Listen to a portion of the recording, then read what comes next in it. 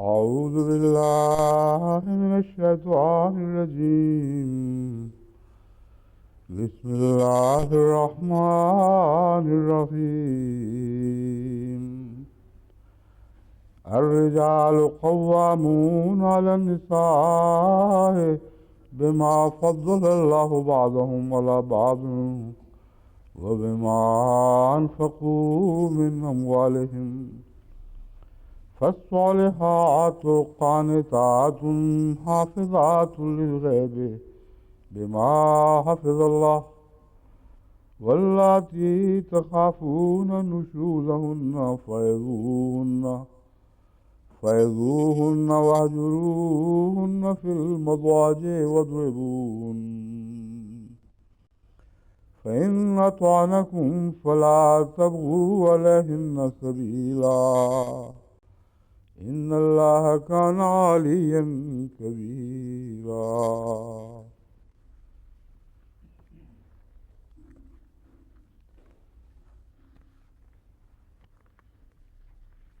اس آیت کے تعلق میں جو بحثیں گزری ہیں ان میں ایک حدیث کی ایک روایت کے آخری حصے پر مجھے تعجب تھا اور میں نے اظہار کیا تھا کہ مجھے یہ درست معلوم نہیں ہوتی. یہاں تک اس بات کا تعلق ہے کہ اگر میں کسی کو سجدے کا حکم دیتا تو بیوی کو دیتا کہ خاوند کو کرے. اس کے بھی الفاظ میں ہلکا سا ایک تعجب ہے کیونکہ حضور اکرم صلی اللہ علیہ وآلہ وسلم تو سجدے کا حکم نہیں دیتے بلکہ کوئی حکم بھی نہیں دیتے جب تک اللہ سے نہیں پاتے. مگر اس کا میں نے ایک حل تجویز کر دیا تھا، لیکن یہ کہ ایک نیلے پہاڑ سے سرخ اور سرخ سے نیلے کی طرف دوڑتی پھرے، یہ حصہ مجھے حضرت صلی اللہ علیہ وسلم کا کلام معلوم نہیں ہو رہا تھا. وہ دونوں حدیث ہیں جن میں یہ الفاظ ہیں زائد، ان میں ایک ایسا راوی آتا ہے جس کے متعلق تمام اہل علم کہتے ہیں کہ ضعیف ہے، اور اسی روایت میں وہ ضعیف راوی ملتا ہے. باقی کسی روایت میں وہ ضعیف راوی نہیں ملتا، اور ان میں سب پہلے حصے پر متفق ہیں، اور بعد کا حصہ جو پہاڑ سے پہاڑ کی طرف منتقل ہونے والا اس کا کوئی ذکر ان روایتوں میں نہیں ملتا. تو اس سے قطعی طور پر نشاندہی ہو گئی کہ یہ کلام بعد میں کسی راوی نے زائد کیا ہے اور حضرت اقدس محمد مصطفیٰ صلی اللہ علیہ وآلہ وسلم کے کلام کے ارشاد میں شامل نہیں تھا. اس کی تفصیل اس اجمال کی وہ یہ بیان کرتے ہیں حافظ صاحب کہ 4 معتبر کتب ابو داؤد، ترمذی، ابن ماجہ کی ایک روایت اور احمد بن حنبل کی 2 روایات میں جو بالترتیب حضرت قیس بن سعد، حضرت عبداللہ بن ابی، آگے اوفی ہے یا کیا لفظ ہے؟ اوفا، اور حضرت معاذ بن جبل سے مروی ہے، ان میں یہ الفاظ موجود نہیں ان سب حدیثوں میں. جبکہ صرف ابن ماجہ کی ایک ہی روایت جو مسند احمد میں بھی حضرت عائشہ ہی سے مروی ہے اور جس میں علی بن زید بن ابی جدان ہے، خالی جدان، اور جس میں علی بن زید بن جدعان راوی ہے. تہذیب التہذیب جلد 7 صفحہ 322 پر اس راوی کے متعلق یہ ہے کہ یہ ضعیف راوی ہے. تو جو غلط الفاظ ہیں ان میں وہ ضعیف راوی پایا جاتا ہے، جو صحیح الفاظ ہیں ان میں وہ نہیں پایا جاتا. اس لیے صاف پتہ چلا کہ یہ حضرت اقدس محمد رسول اللہ صلی اللہ علیہ وسلم کا کلام نہیں تھا، بلکہ ایک راوی نے اپنی طرف سے اس میں ایک نئی شان پیدا کرنے کے لیے حکم میں ان الفاظ کا اضافہ کر دیا.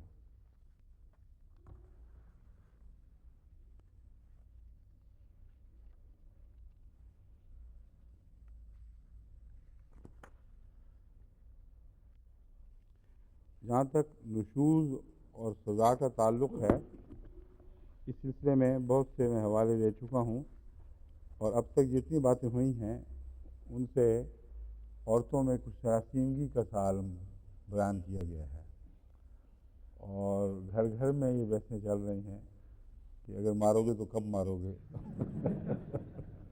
کیا کروں گی تو مارو گے، یہ بات ہے. اس لیے اب اس مضمون کے دوسرے پہلو پر بھی روشنی ڈالنی چاہیے. وہ کہتے ہیں اب جگر تھام کے بیٹھو میری باری آئی. اب خواتین کی باری آ رہی ہے کہ جو غلط تاثرات قائم ہوتے ہیں بعض روایات سے، وہ غلط تاثرات بعض دوسری قوی روایات سے بالکل تبدیل ہو جاتے ہیں، اور ایک ایسی خوبصورت تصویر ابھرتی ہے جس پہ کوئی شدید سے شدید منفی ناقد بھی کوئی تنقید نہیں کر سکتا.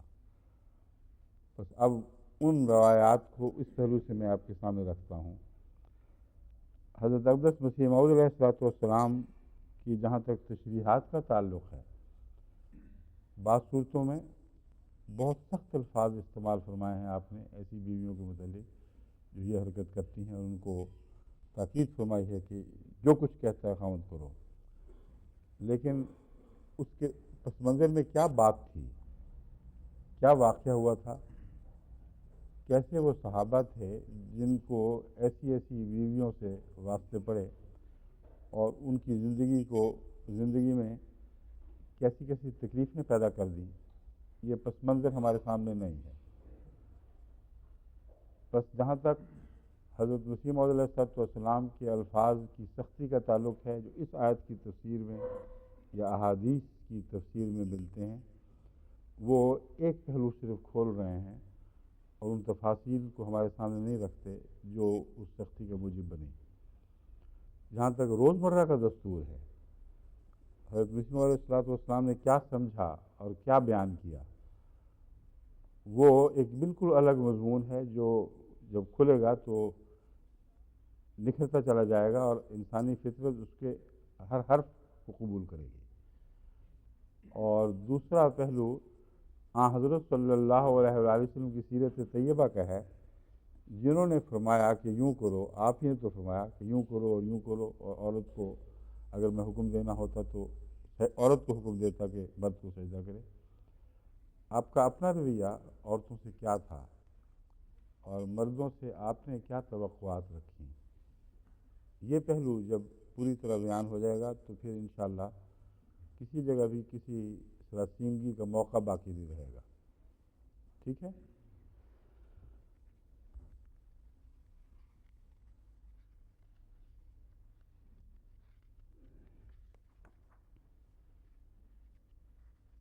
جہاں تک اس بات کا تعلق ہے کہ بدنی سزا دی جائے، اس سلسلے میں حضرت مسلم موعود کا جو حوالہ ہے بہت تفصیلی ہے، اور چونکہ وہ باتیں میں ویسے ہی الگ بیان کر چکا ہوں اس لیے ان میں تفصیل میں جانے کی ضرورت نہیں. لیکن ایک چیز ضمناً بیان کرنی ضروری ہے کہ مبرہن درد کے متعلق، ضرب کے متعلق آیا ہے لفظ، وہ کہاں گئی وہ روایت؟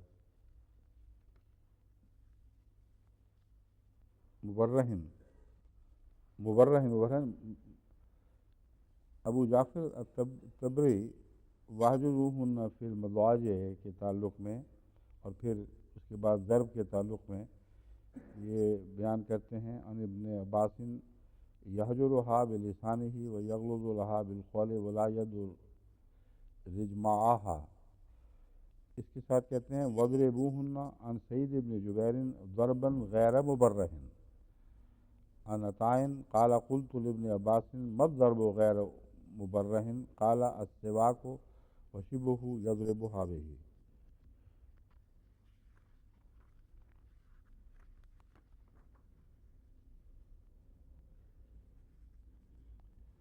غیر مبرہ کے الفاظ جو بعض احادیث میں ملتے ہیں کہ جس ضرب کا ذکر ہے کہ عورت کو مارو، اس کی تعریف یہ ہے کہ وہ غیر مبرہ ہو. تو حضرت ابن عباس سے کسی نے پوچھا کہ غیر مبرہ کے مطلب کیا ہے، تو آپ نے جواب دیا کہ ہلکی پھلکی چیز جیسے مسواک ہو، اگر کوئی سوٹی استعمال کرنی ہو، کوئی سانٹیں نہیں ہیں جن کی ماری جائے گی، بلکہ مسواک سے مار دیا تو یہ اس کو غیر مبرہ کہیں گے. ایک اور روایت میں حضرت امام راضی یہ بیان کرتے ہیں اللہ تعالیٰ نے ابتدا میں نصیحت کرنے کا کہا، پھر اس سے بڑھ کر بستروں سے علیحدگی کا ارشاد فرمایا، پھر بھی نہ رکنے پر آخر مارنے کا جو ارشاد فرمایا، اس میں صراحت کے ساتھ تنبیہ کی گئی ہے کہ نسبتاً نرم طریق سے اصل غرض پوری حاصل ہو جائے گی، تو اسی پر کفایت ہونی چاہیے۔ پھر آپ امام راضی مختلف وجوہات بیان کرتے ہیں کہ عورت سے نرمی کیوں کی جائے جبکہ بظاہر مارنے کی اجازت موجود ہے۔ ایک اور 5 وجوہات بیان کی ہیں، ان کی ضرورت نہیں۔ امام راضی نے بنا اس بات پر کی ہے کہ خدا تعالیٰ نے آخر پر جو فرمایا ان اللہ علی کبیرہ، تو یہ بہت ہی معنی خیز بات ہے۔ مرد کو اجازت دے کر اس کا علو عورت پر بیان فرما کر یہ متوجہ کرنا کہ اللہ سب سے اونچا ہے، خیال رکھنا، اس کو ڈرانے کے لیے کافی ہے کہ وہ اپنے حقوق میں کسی قسم سے کا ایسا تصرف نہ کرے کہ جس سے اللہ تعالیٰ ناراض ہو اور وہ خود خدا کی پکڑ کے نیچے آ جائے۔ لیکن غیر مبرہن کا ایک ترجمہ جو پیش کیا گیا وہ میں ڈھونڈ رہا تھا، وہ ملا نہیں ابھی تک،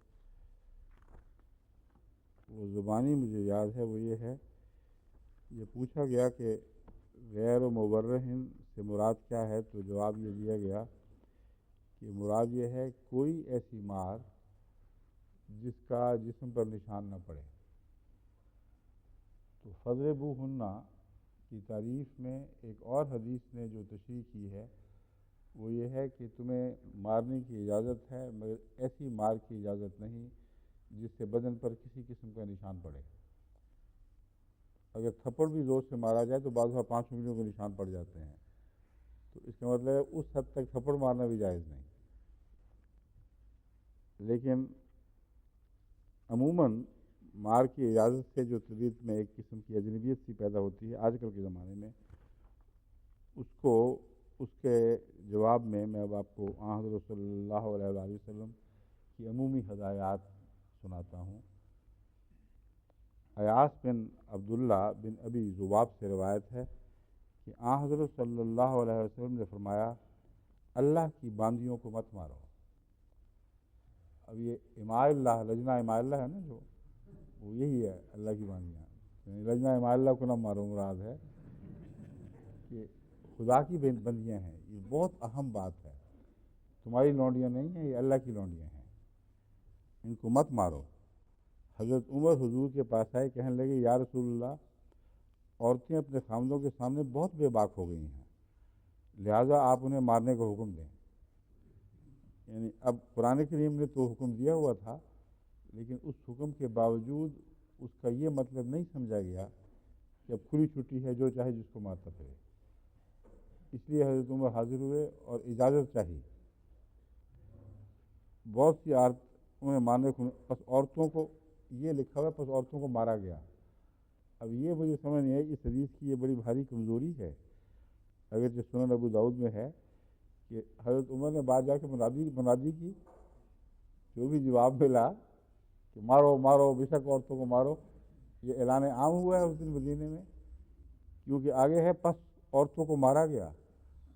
اور صبح رسول اللہ صلی اللہ علیہ وسلم کے پاس یعنی شکایتیں آئیں اور آپ نے فرمایا آج رات آل محمد کے پاس 70 عورتیں آئیں، ہر عورت اپنے خاوند کے مارنے کی شکایت کر رہی تھی، بس تم ان لوگوں کو جنہوں نے ایسا کیا ہے اپنے میں سے اچھے آدمی نہیں پاؤ گے۔ یہ سارا واقعہ عجیب و غریب سا ہے، اس لیے میرے نزدیک تو قابل قبول نہیں ہے، کیونکہ عام طور پر یہ بھی رجحان ہے، جیسا ابن عباس کی طرف تفسیریں منسوب کی جاتی ہیں، جہاں بھی سختی کا مضمون حضرت عمر کی طرف منسوب ہو جاتا ہے، وہ بڑے سخت مزاج تھے، انہوں نے آ کے کہا مارو، اور پھر ساتھ ہی اعلان عام بھی کر دیا۔ اور مگر جو آخری فقرہ ہے، انہیں اپنے میں سے اچھے آدمی نہیں پاؤ گے، یہ وہ بنیادی بات ہے، خواہ حدیث کا اعتماد ہو یا نہ ہو، یہ مضمون اپنی جگہ درست ہے کہ حضرت صلی اللہ علیہ وآلہ وسلم عورتوں کو مارنے میں جلدی کرنے والوں کو پسند نہیں فرماتے ہیں۔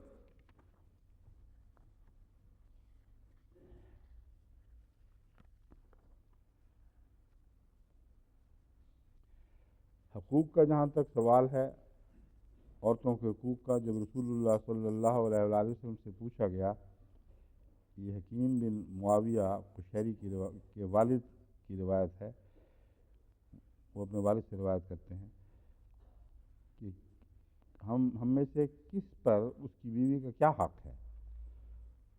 فرمایا جب خود کھاؤ تو اسے کھلاؤ، خود پہنو تو اسے بھی پہناؤ، چہرے پر نہ مارو، اسے برا بھلا نہ کہو، اگر ناراضگی کے باعث علیحدہ ہونا ہو تو اپنے گھر ہی میں اکٹھے رہتے ہوئے اس سے علیحدگی اختیار کرو۔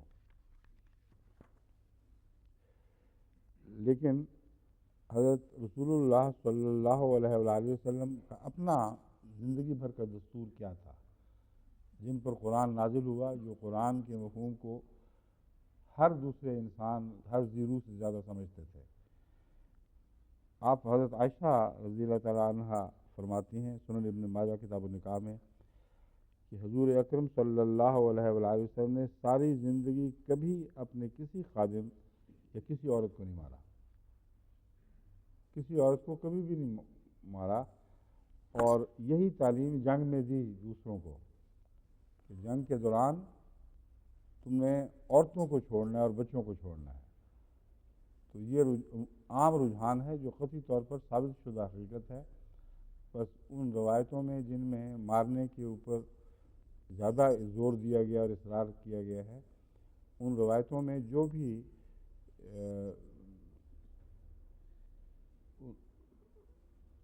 ایسا پہلو ہے جو انسانی فطرت کو پسند نہیں آتا، وہ لازماً ایسا پہلو ہے جو حضرت صلی اللہ علیہ وآلہ وسلم کی طرف سے بیان ہی نہیں ہوا، کیونکہ آپ کوئی ایسی چیز بیان نہیں فرما سکتے جو آپ کی ایسی سنت سے متصادم ہو جس میں کبھی ساری زندگی ایک ذرہ بھی فرق نہیں پڑا۔ یہ وہ پہلو ہے جس کو اب آپ کو سامنے رکھنا چاہیے۔ حضرت مسیح موعود علیہ الصلوۃ والسلام کے اقتباسات سے میں اب آپ کے سامنے بعض باتیں رکھوں گا، اور پھر حضرت صلی اللہ علیہ وسلم کی ہدایت کے پیش نظر اس مضمون کو اور کھولوں گا۔ حسن معاشرت، عورتوں کے ساتھ حسن معاشرت کے بارے میں مسیح موعود علیہ السلام نے فرمایا، فحشاء کے سوا باقی تمام کج خلقیاں اور تلخیاں عورتوں کی برداشت کرنی چاہیے۔ فحشاء کا مطلب ہے بے حیائی کی بات، جو دنیا میں کسی مذہب کا انسان بھی، کسی رنگ کا انسان بھی فطرت میں برداشت کر ہی نہیں سکتا کہ اس کی عورت نے گھر میں ایک بے حیائی کا اڈا بنایا ہو۔ کون دنیا میں ایسا بے غیرت ہے جو یہ برداشت کرے گا؟ اور کس مذہب کا آدمی ہے جس کو یہ تعلیم ہے کہ تم اس کو برداشت کرتے چلے جاؤ؟ بس آپ نے وہ انتہائی جو صورتیں ہیں ان میں اشارہ فرما دیا کہ کس قسم کی وہ صورتیں ہیں۔ فحشاء کے سوا باقی تمام کج خلقیاں اور تلخیاں عورتوں کی برداشت کرنی چاہیے۔ ہمیں تو کمال بے شرمی معلوم ہوتی ہے کہ مرد ہو کر عورت سے جنگ کریں، اس جنگ میں توتکار بھی آ جاتی ہے ہر قسم کی۔ ہم کو خدا نے مرد بنایا ہے، در حقیقت ہم پر اتمام نعمت ہے، اس کا شکریہ یہ ہے کہ ہم عورتوں سے لطف اور نرمی کا برتاؤ کریں۔ ایک دفعہ ایک دوست کی شکایت ہوئی کہ وہ اپنی بیوی سے سختی سے پیش آتا ہے، تو آپ نے فرمایا ہمارے احباب کو ایسا نہیں ہونا چاہیے۔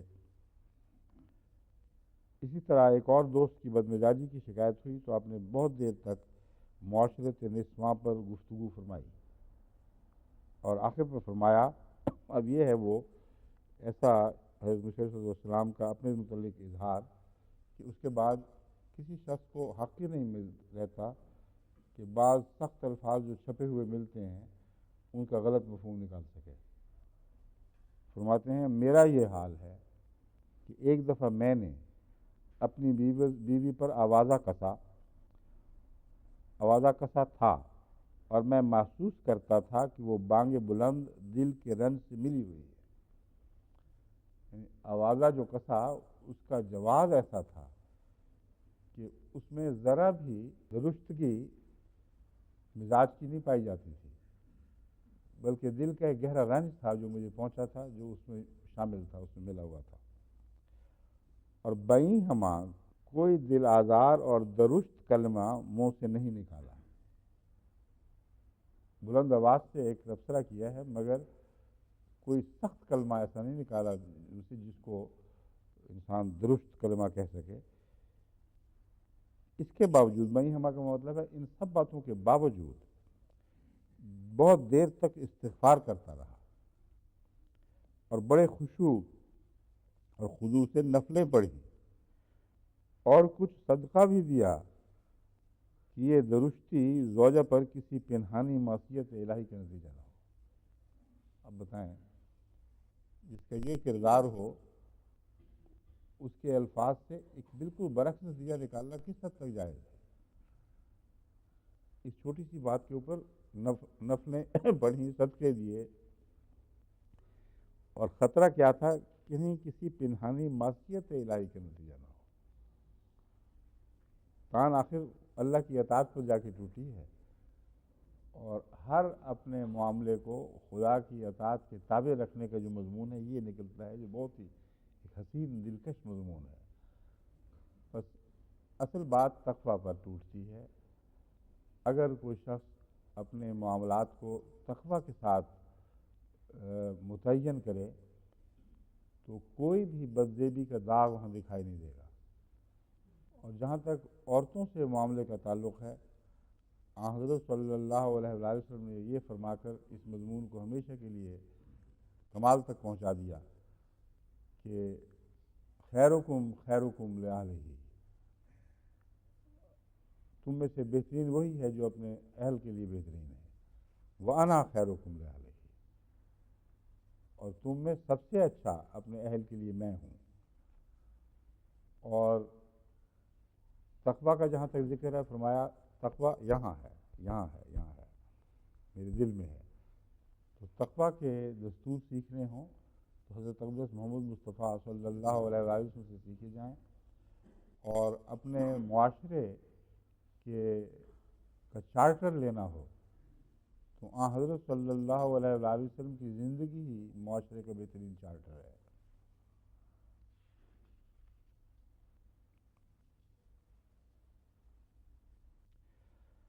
حضرت مسیح علیہ السلام فرماتے ہیں عورتوں کے لیے خدا تعالیٰ کا وعدہ ہے کہ اگر وہ اپنے خامدوں کی اطاعت کریں گی تو خدا ان کو ہر ایک بلا سے بچاوے گا اور ان کی اولاد عمر والی ہوگی اور نیک بخت ہوگی. تو عورتوں کو اطاعت کے مضمون کو سمجھانے کے لیے ایک بہت ہی عمدہ طریقہ اختیار فرمایا گیا، کیونکہ خامد سے ہو یا نہ ہو اولاد سے ضرور محبت کرتی ہے. تو فرمایا تمہاری اولاد کے حق میں یہ بہتر ہے کہ تم اپنے خامدوں کی اطاعت کرو. اور اطاعت معروف میں ہے، اس لیے وہ اطاعت کسی طبیعت پر ہرگز گراں نہیں گزرنی چاہیے، کیونکہ سارا زندگی کا نظام ایک کو مطاع اور ایک کو مطیع کرتا ہے. یعنی بعض کو مطاع بناتا ہے، بعض کو مطیع کرتا ہے، اور سوسائٹی اطاعت کے بغیر قائم ہو ہی نہیں سکتی. اس لیے غیر معمولی اصرار اطاعت پر ان معنوں میں کہ گویا اسلام نے صرف مرد کو ہی مطاع بنا دیا اور عورت کو مطیع کر دیا، یہ بالکل غلط اور بودھی بات ہے. اس کی کوئی بھی حقیقت نہیں ہے. سارا نظام اسلام اس مرکزی سوشل اصول پر مبنی ہے کہ تم میں سے اگر سوسائٹی بنتی ہے کسی نوع کی بھی ہو، اس میں ایک کو بہرحال امیر ہونا ہوگا اور باقی کو ان کی اطاعت کرنی ہوگی. اور اطاعت ان قوانین کے دائرے میں ہوگی جو امارت کے لیے خدا تعالیٰ نے ہر جگہ مقرر فرما دیے ہیں. ہر شعبے کے دائرے ہیں اور ہر شعبے کی تفصیل قرآن کریم میں تفصیل سے موجود ہے. اس کے اندر رہتے ہوئے اطاعت کرنا کسی کی تذلیل نہیں ہے، اور اس سے وہاں اطاعت نہ کرنا فساد برپا کرنے پر منتج ہوگا، اس کے سوا اس کا کوئی فائدہ نہیں ہو سکتا. بس جہاں اولاد کا فرمایا ان کی اولاد عمر والی ہوگی اور نیک بخت ہوگی، اس میں یہ پہلو جو ہے نا عمر والی، یہ سمجھنا ذرا مشکل ہے. اطاعت کرنے والیوں کو خدا بلاؤں سے بچاتا ہے، اس میں تو کوئی شک نہیں. ایسے گھر مامون ہوتے ہیں جہاں بیوی اور خامن میں یہ اطاعت کا تعلق ہو بیوی کی طرف سے، عام حالات میں سرکشی کا کبھی کوئی رویہ اختیار نہ کیا جائے. وہ مامون گھر ہیں، ان کی حفاظت کی جاتی ہے، اور اولاد اس سے نیک تربیت پاتی ہے، اس پہ بھی کوئی شک نہیں. لیکن یہ جو فرمایا اولاد عمر والی ہوگی، اس کی مجھے سمجھ نہیں آ سکی. میں نے غور کیا تو مجھے صرف اتنی سمجھ آئی ہے کہ وہ اولاد جو پرسکون گھر کے ماحول میں پلتی ہے، اس کے اوپر نفسیاتی دباؤ ایسے نہیں ہوتے کہ جو اس اولاد کو کسی قسم کی نفسیاتی بیماریوں میں مبتلا کر دے. اور یہ جو دباؤ ہیں یہ اور بھی کئی قسم کی جسمانی بیماریوں پر منتج ہو جایا کرتے ہیں. بس چونکہ حضرت مسیح موعود علیہ السلام نے فرمایا ہے، اور حضرت مسیح علیہ السلام کے فرمان کا ہر حصہ میں نے جہاں تک غور کر کے دیکھا ہے مقصد سے خالی نہیں ہوتا، ایک حصہ بھی مقصد سے خالی نہیں ہوتا. بس غالباً یہ لطیف اشارہ اس میں موجود ہے کہ ایسے گھر میں پلنے والی اولاد جہاں سکون ہو اور کوئی جھگڑے نہ ہوں، وہ نسبتاً زیادہ لمبی عمر پانے کی صلاحیت حاصل کرتی ہے. یعنی اس حد کے قریب تک پہنچ سکتی ہے جو اس کے لیے خدا تعالیٰ نے اجر مسمہ بنا رکھی ہے. اس سے یہ مت سمجھو کہ پھر عورتیں ایسی چیزیں ہیں کہ ان کو بہت ذلیل اور حقیر قرار دیا جاوے. نہیں نہیں، ہمارے ہادی کامل رسول اللہ صلی اللہ علیہ وسلم نے فرمایا، خیرکم خیرکم لأہلہ، تم میں سے بہتر وہ شخص ہے جس کا اپنے اہل کے ساتھ عمدہ سلوک ہو. بیوی کے ساتھ جس کا عمدہ چال چلن اور معاشرت اچھی نہیں، وہ نیک کہاں. دوسروں کے ساتھ نیکی اور بھلائی تب کر سکتا ہے جب وہ اپنی بیوی کے ساتھ عمدہ سلوک کرتا ہو اور عمدہ معاشرت رکھتا ہو، نہ یہ کہ ہر ادنیٰ بات پر زد و کوب کرے. ایسے واقعات ہوتے ہیں کہ بعض دفعہ ایک غصہ سے بھرا ہوا انسان بیوی سے ادنیٰ سی بات پر ناراض ہو کر اس کو مارتا ہے، اور کسی نازک مقام پر چوٹ لگی ہے جس سے بسا اوقات فرماتے ہیں یہاں تک بھی دیکھنے میں آیا کہ بیوی مر گئی ہے. اس لیے ان کے واسطے اللہ تعالیٰ نے فرمایا وعاشروہن بالمعروف. یہ جو بیوی کے مرنے کے واقعات ہیں مار کے نتیجے میں، یہ جہاں تک آج اس زمانے میں احمدی معاشرے کا تعلق ہے، میرے علم میں کوئی معین واقعہ آج تک ایسا نہیں آیا جس میں کسی خاوند کی ناجائز درستگی کے نتیجے میں بیوی مر گئی ہو. لیکن مغربی معاشرے میں آج کل یہاں انگلستان میں بھی بکثرت ایسے واقعات رونما ہوتے رہتے ہیں جن میں ایک خاوند کی ناجائز سختی کے نتیجے میں اور مار پیٹ کے نتیجے میں آئے دن بیویاں مرتی ہیں. اور اس کا لیے کوئی قانونی پکڑ اس لیے نہیں ہوتی کہ پولیس افسران اس بات میں اپنے آپ کو بے بس پاتے ہیں. وہ کہتے ہیں ان ایسے واقعات کی شکایت ہی اول تو بڑی مشکل ہے. وہ ڈری سہمی ہوئی اولاد نے کہاں شکایت کرنی ہے، اس سے پھر اس کو ثابت کرنا اور اس کو آخر تک پہنچانا، یہ ایسے جھگڑے ہیں جن میں عام طور پر پولیس جن سے اجتناب ہی کرتی ہے.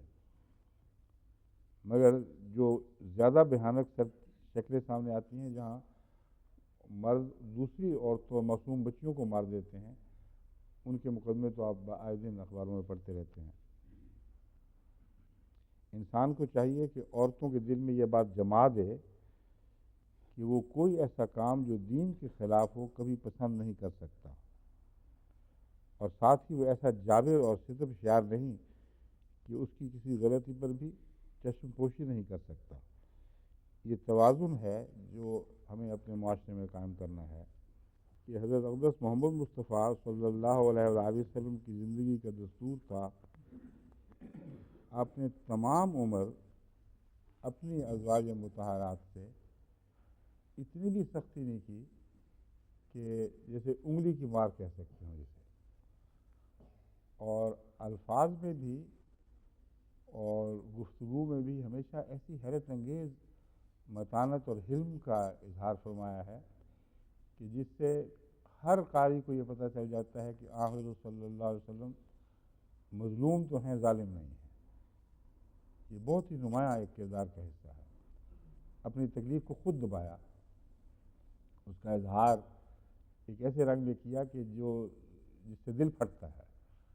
لیکن بڑی ملائمت اور حکمت کے ساتھ ان باتوں کا اظہار فرمایا۔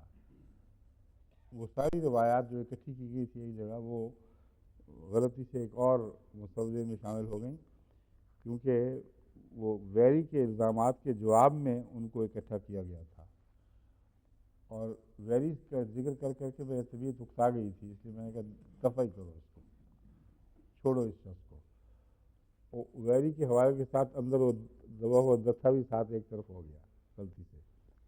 تو بہرحال اب میں آپ کو زبانی بتا رہا ہوں، آپ نے یہ ذکر بارہا سنا ہے مجھ سے اور خود بھی پڑھا ہے احادیث میں، کہ حضرت صلی اللہ علیہ وآلہ وسلم کا نمونہ آج بھی ہمارے لیے ویسا ہی زندہ نمونہ ہے۔ کوئی استنباط اس آیت کا جو آپ کے رویے سے منافی ہو وہ ہمارے لیے ہرگز رہنما نہیں بن سکتا، کیونکہ سنت سے بڑھ کر کوئی رہنما نہیں ہے۔ اور بہترین سلوک جو مردوں کو اپنی عورتوں سے کرنا چاہیے وہی ہے جو حضرت صلی اللہ علیہ وسلم نے اپنی عورتوں سے کیا۔ اس سے نیچے اور سطحیں ہوں گی جو جواز کے دائرے میں ہوں گی، اس کا میں انکار نہیں کرتا، یعنی ضروری نہیں کہ حضرت صلی اللہ علیہ وآلہ وسلم ہی کی طرح کا حوصلہ اور حلم اور غیر معمولی شفقت کا جذبہ ہر انسان کو میسر ہو۔ تو وہ لوگ جو طبیعت میں ویسی سختی رکھتے ہیں اور ایسے معاشرے سے تعلق رکھتے ہیں جو نسبتاً کم درجے کا معاشرہ ہے، کم درجے کا اخلاقی لحاظ سے، اور جہاں روز مرہ تو تکار گھروں میں چلتی، بچے گندی گالیاں دیتے، فساد برپا ہوتے ہیں، وہ تعلیمات جن کا میں نے ذکر کیا تھا وہ وہاں چسپاں ہوتی ہیں۔ اس لیے ان کو اپنے اوپر چسپاں کرنے کے لیے اپنے درجے کو نہ گراؤ۔ تم بہترین امت ہو اور بہترین نبی کی پیروی کے لیے قائم کی گئی ہو، اس لیے اس امت کو اپنے اعلیٰ فطری اعلیٰ تقاضوں کو ہمیشہ پیش نظر رکھنا چاہیے، اور معاشرہ ایسا ہونا چاہیے جس میں کبھی مرد اور عورت کے درمیان سخت کلامی بھی نہ ہو جہاں تک ممکن ہو سکے۔ اگر ہو جائے تو پھر وہ استغفار کرو جو مسیح نے کر کے دکھائی، اور نصیحت کی زبان وہ اختیار کرو جو حضرت صلی اللہ علیہ وسلم نے اختیار فرمائی۔ اور نہ حضرت مسیح علیہ السلام کی زندگی میں جو قریب کے زمانے میں ہم نے دیکھی یا سنی، نہ رسول اللہ صلی اللہ علیہ وسلم کی زندگی میں ایک بھی ایسا واقعہ ملتا ہے جس میں کسی آقا نے یا اس کامل غلام نے عورت پر ہاتھ اٹھایا ہو۔ تو پھر یہ لائسنس لینا اس تفسیر میں پڑھ کر یہ اجازت حاصل کر لینا اپنے لیے، یہ بالکل جائز نہیں ہے، یہ نفس کی کجی ہے، اس کے سوا اس کا کوئی محرک نہیں ہو سکتا۔ بس اپنے نفسوں کو ٹھیک کرو اور تقویٰ کا اختیار کرو تو معاشرہ بہترین ہو جائے گا۔ اس ضمن میں ایک اور مزید بات یہ کہنا چاہتا ہوں کہ یہ جو ضرورتیں ہیں، فلاں بیماری وہاں تک پہنچ جائے تو یہ ہو، بیماری وہاں تک پہنچ جائے تو یہ ہو، یہ ضرورتیں ایک منطقی تقاضے کے طور پر ضرور زیر بحث آتی ہیں، لیکن یہ ایسی صورت ہے کہ اگر بیمار کو یہ ہو جائے تو پھر کیا کرنا چاہیے، یہ کیا ہو جائے تو کیا کرنا چاہیے، کس مقام پر جا کے آکسیجن لگنی چاہیے، کہاں وہ ٹیکے ہونے چاہیے، کہاں آپریشن ہونا چاہیے، یہ ساری بحثیں طب میں ملتی ہیں جسمانی اصلاح کے تعلق میں۔ تو کوئی مذہب مکمل ہو ہی نہیں سکتا جب تک معاشرے کی انتہائی صورتوں کو پیش نظر رکھتے ہوئے ایسی تعلیم نہ دے جو انتہائی صورتوں پر بھی چسپاں ہوتی ہو۔ تو انتہائی صورتوں کو روزمرہ کی عام صورتیں قرار دینا یہ ظلم ہے۔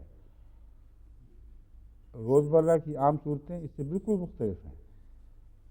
بس ہم نے جو بھی معاشرہ دیکھا ہے اس میں ایک بات قطعیت سے ثابت ہوتی ہے کہ اسلامی معاشرہ دراصل ایک دوسرے پر نگاہ رکھنے کی تعلیم دینے والا معاشرہ ہے۔ مرد جس قسم کے مرد حضرت صلی اللہ علیہ وسلم اپنے نمونے سے پیش فرمائے ہیں، وہ عورت کے مزاج پر خیال نظر رکھتا ہے، اس کے آرام پر نظر رکھتا ہے، کوشش کرتا ہے کہ جس حد تک ممکن ہو عورت کو مانگنے کی یا آواز کے ذریعے اپنے مطلب کو ظاہر کرنے کی ضرورت ہی پیش آئے، اور روزمرہ کے کاموں میں گھر میں عورتوں کی مدد کرنا، یہ آن حضرت صلی اللہ علیہ وسلم سے اس حد تک ثابت ہے کہ حیرت ہوتی ہے. اتنی بڑی ذمہ داریاں، کل عالم کی ذمہ داریاں، ہر زمانے کی ذمہ داریاں، اور گھر کے کاموں میں عورتوں کی روزمرہ کے کاموں میں مدد کرنا، اور اپنے آپ اپنی ضرورتوں میں جہاں تک ممکن ہو ان سے مدد نہ لینا. یہ ہے بہترین اسلامی معاشرہ. اگر یہ ہو تو عورتیں خود ایسے مردوں پر جان چھڑکتی ہیں، اور کبھی یہ سوال پیدا ہی نہیں ہو سکتا کہ کون حاکم ہے اور کون محکوم ہے. اس وقت تو مزاج پر نظر رہتی ہیں، اور ہر دونوں میں سے مرد ہو یا عورت ہو، جب وہ اعلیٰ خلق کے ساتھ ایک دوسرے سے معاملہ کرتے ہیں تو ہر دونوں میں سے چاہتا ہے کہ میں اس کی مرضی کروں اور اپنی مرضی نہ کروں، اور دوسرا چاہتا ہے کہ میں اس کی مرضی کروں. ایسے مواقع تو واقعتاً پیدا ہوتے ہیں کہ کوئی چیز فیصلہ کرنا ہے، یہ کرنا ہے کہ وہ کرنا ہے، تو مرد کہتا ہے جو تمہاری مرضی، اور کہتے نہیں نہیں جو تمہاری مرضی. اور بحثیں یہ چلتی ہیں کہ کس کی مرضی استعمال ہوگی، اور ہر اپنی مرضی کے خلاف ووٹ دے رہا ہوتا ہے، کہتا ہے نہیں میں تمہاری مرضی کے پیچھے چلوں گا. یہ وہ بہترین محبت کا معاشرہ ہے جو اسلام پیدا کرتا ہے. اسے نیچے کی جو باتیں ہیں وہ نچلے درجے کی مجبوریاں ہیں، اور ایسے انسان ملتے ہیں. جہاں معاشرے بہت گندے ہو چکے ہیں اور بڑی سخت کلامیاں ہو چکی ہیں، وہ جانوروں کے درجے کے قریب قریب پہنچے ہوئے لوگ ہیں، ان کی نقل مارنے کے لیے یہاں سے حوالے کو ڈھونڈے فقہ ویسے ہی تو بڑا ظلم ہوگا.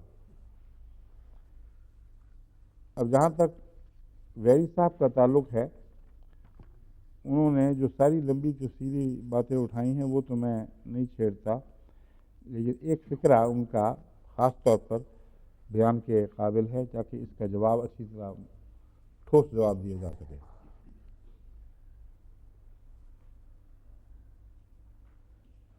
The difference between the home life of the Christians and that of Muslim cannot be more clearly indicated than the comparison of this verse with Genesis 24 and EPH verse 28.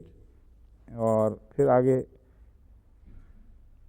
ایک حوالہ ہے ورس 7 کا.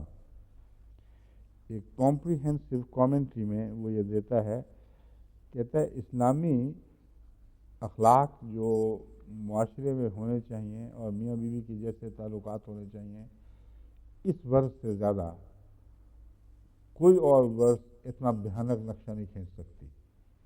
جس ورس میں یہ تعلیم ہے کہ پہلے نصیحتیں کرو، برداشت کرو، پھر الگ ہو جاؤ، خود بھی سزا پاؤ، پھر مارو تو ایسا مارو کہ کوئی نشان نہ پڑے، اور اس موقع پر آ کر ناراضگی کے اظہار کے لیے ایک مسواک کی مار بھی ایک بڑی مار سمجھی گئی ہے.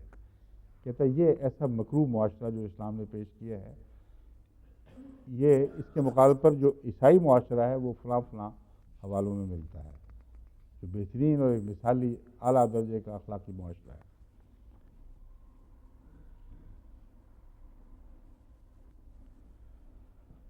اب جو بائبل سے مختلف حوالے نکالے ہیں میں نے، وہ یہ بتانے کے لیے آپ کو کہ کس حد تک، ہاں یہ پہلے 3 جو روایتیں ہیں نا ان کی وہ میں پڑھ کے سنا دوں وہ کون سی ہیں. پہلا جینیسس کا حوالہ ہے باب 2 آیت 24. اس واسطے مرد اپنے ماں باپ کو چھوڑے گا اور اپنی بیوی سے ملا رہے گا اور وہ ایک تن ہوں گے. یہ اعلیٰ درجے کی اخلاقی تعلیم ہے جس کا وہ خود فخر سے حوالہ دیتا ہے. ماں باپ جن سے وہ پیدا ہوا ہے وہ چھوڑ دے گا ان کو اور بیوی سے ملا رہے گا. یہ معاشرہ واقعی ہم یہاں دیکھتے ہیں 100%. اگر 100% نہیں تو اتنا کثرت سے کہ گویا 100% ہے. شادیاں ہوئیں، ماں باپ کی ایسی تیسی ان کو اولڈ ہوم پہ پھینکا اور میاں بیوی دونوں نکل گئے عیش و عشرت کے لیے. یہ کہتا ہے دیکھو قابل فخر معاشرہ. دوسرا ہے، یہ ایک اچھی تعلیم ہے، اس میں کوئی شک نہیں، یہ ہے ایفیسینس، افسیون اردو میں اس کو کہتے ہیں. اس میں ہے اسی طرح شوہروں کو لازم ہے کہ اپنی بیویوں سے اپنے بدن کی مانند محبت رکھیں. جو اپنی بیوی سے محبت رکھتا ہے وہ اپنے آپ سے محبت رکھتا ہے. یہ اپنے بدن کی طرح محبت رکھیں. اس سے زیادہ ایک خوبصورت اظہار قرآن کریم میں موجود ہے جو اس کی متعصب آنکھ نے دیکھا ہی نہیں، کہ انتم لباس لہن وہن لباس لکم. تم تو عورتوں کا لباس ہو، یعنی عورتوں کا لباس جس طرح اس کے بدن کے قریب رہتا ہے اس طرح قریب رہو، اور جس طرح لباس حفاظت کرتا ہے اس طرح حفاظت کرو. جس طرح لباس داغ ڈھانپ دیتا ہے اس طرح داغ ڈھانپو. اور اگر لباس ایسا بھی اختیار کیا جائے جو کچھ ظاہر کرتا ہے تو وہ حسن ظاہر کرتا ہے، داغ کو ظاہر نہیں کرتا. تو جہاں اچھا حسن ظاہر کرنے کا معاملہ ہو ایسا لباس بنو کہ اچھا حسن ظاہر ہو اور عیوب اور داغ سب چھپ جائیں. یہ بائبل کی یہ جو تعلیم ہے یہ درست بہت اچھی ہے بائبل کی، یہ نئے عہد نامہ کی، لیکن قرآن کریم کی یہ جو آیت ہے اس کا تو کوئی جواب ہی نہیں ہے. اس میں بہت گہرے اور تفصیلی مسائل ہمارے سامنے کھول دیے گئے. پھر پطرس کی یہ تعلیم باب 3 آیت 7 میں ہے، اے شوہرو تم بھی بیویوں کے ساتھ عقل مندی سے بسر کرو اور عورت کو نازک ظرف جان کر اس کی عزت کرو، اور یوں سمجھو کہ ہم دونوں زندگی کی نعمت کے وارث ہیں تاکہ تمہاری دعائیں رک نہ جائیں. بڑی اچھی تعلیم ہے، مگر نازک ظرف کی جو مثال حدیث میں ملتی ہے اس سے کوئی نسبت نہیں. نازک ظرف کے مضمون کو آپ نے اس لطافت تک پہنچا دیا. ایک موقع پر ایک خودی خان نے، جس پہ عورتیں بھی سوار تھیں، تیزی سے اونٹ کو دوڑایا تو حضرت صلی اللہ علیہ وسلم نے فرمایا قواریرا قواریرا، یہ کیا کر رہے ہو؟ شیشے سوار ہیں، نازک چیزیں ہیں. تو یہ آپ کا روزمرہ کا دستور تھا. تو جہاں تک قرآن اور حدیث کی تعلیم ہے اس میں سے ان کے مقابلے پر میں آپ کو بتا رہا ہوں دو چھوٹی چھوٹی باتیں جو انہوں نے پیش کی ہیں، ان کے مقابلے پر زیادہ بہتر اور مضبوط تعلیم قرآن کریم میں موجود ہے، اور احادیث سے اس تعلیم کی تقویت ہوتی، وہ پر روشنی پڑتی ہے. اب سن لیجئے اصل تعلیم بائبل کی. دیکھنا تو چاہیے کہ وہ کیا کیا باتیں دلکش تعلیم کی ہم سے چھپی ہوئی ہیں جو ویری کے سامنے آ گئی ہیں. بائبل اور عورت. آدم نے کہا کہ جس عورت کو تو نے میرے ساتھ کیا ہے اس نے مجھے اس درخت کا پھل دیا اور میں نے کھایا. اللہ تعالیٰ سے شکوہ کیا کہ جو عورت تو میرے ساتھ کر بیٹھا ہے وہ کیسی خطرناک چیز ہے. اس نے مجھے اس درخت کا پھل دیا اور میں نے کھایا. تب خدا نے عورت سے کہا کہ تو نے یہ کیا کیا؟ عورت نے کہا کہ سانپ نے مجھ کو بہکایا تو میں نے کھایا. تو چڑی غلیلے کی کہانی کی طرح کہ اس نے کیا تو یہ ہوا، پھر آگے جا کے اس سے پوچھا تم نے کیوں کہا. تو اللہ تعالیٰ پھر یہ پوچھتا پھرتا ہے کہ اچھا تو بتا تو نے کیوں کیا. تب عورت کا جواب سن کر خداوند نے سانپ سے کہا. وہی کہانی بالکل. اس لیے کہ تو نے یہ کیا تو سب چوپایوں اور دشتی جانوروں میں ملوم ٹھہرا. تو اپنے پیٹ کے بل چلے گا اور اپنی عمر بھر خاک چاٹے گا. یعنی گویا جب حوا نے سانپ کی بات مانی اس دن کے بعد سانپ نے پیٹ پر چلنا شروع کیا، اور اس دن کے بعد اس نے خاک چاٹنی شروع کی. اس سے پہلے سیدھا دم کے اوپر کھڑا ہو کے چلا کرتا تھا. بائبل دیکھتے نہیں لوگ کہ کیا کیا لکھا ہوا عجیب و غریب. ہم بائبل کی تشریح کریں تو خدائی معلوم ہوگی، کیونکہ ہم حسن کی تلاش میں ہر قسم کے الفاظ کے اچھے معنی ڈھونڈتے پھرتے ہیں تاکہ معلوم ہو سکے کہ خدا تعالیٰ نے یہ فرمایا ہوگا جس کا یہ مطلب نکال لیا گیا. ان کی تشریح ہو اپنی بائبل کی تو یہ بھیانک چیزیں سامنے آتی ہیں. اور میں تیرے اور عورت کے درمیان اور تیری نسل اور عورت کی نسل کے درمیان عداوت ڈالوں گا. اب وہ ساری عداوت جو سانپ کو ہے وہ عورت کی وجہ سے اصل میں. مرد کا بھی کوئی مردوں کو کاٹنے کا کوئی شوق نہیں ہے اس کو، اصل میں وہ عورت سے نفرت کا خدا تعالیٰ نے ڈال دی ہے اس کے دل میں انتقام کے طور پر. تو جب وہ مردوں کو کاٹتا ہے تو اس لیے کہ عورت کے بچے ہیں. یہ تعلیم ہے. وہ تیرے سر کو کچلے گا، یعنی اب عورت کا بچہ تیرے سر کو کچلے گا اور تو اس کی ایڑی پر کاٹے گا. پھر اس نے عورت سے کہا کہ اب تجھے بھی سزا ملنی چاہیے، تو اس بدبخت کی بات کیوں مان گئی؟ میں تیرے درد حمل کو بہت بڑھاؤں گا، تو درد کے ساتھ بچے جنے گی، اور تیری رغبت اپنے شوہر کی طرف ہوگی اور وہ تجھ پر حکومت کرے گا. جس حکومت کے خلاف احتجاج ہے آخر وہی بات پہنچی. آغاز ہی سے جو تعلیم دی گئی اس کا خلاصہ یہ ہے، اول تو یہ کہ عورت اس سے پہلے درد سے بچے نہیں جنا کرتی تھی، وہ 7-6 ہزار سال پہلے سے ہی یہ درد ذیل شروع ہوئی ہے. اور دوسرا یہ تو خیر ایک ضمنی اصل بات یہ ہے کہ سزا یہ ہے کہ درد کے ساتھ بچے جنے گی اور تیرا شوہر تجھ پر حکومت کرے گا، یہ سزا ہے. حضرت عیسیٰ علیہ السلام اس موروثی لعنت سے دنیا کو نجات دلانے آئے عیسائیت کے مطابق، اور انہوں نے نجات دلا دی.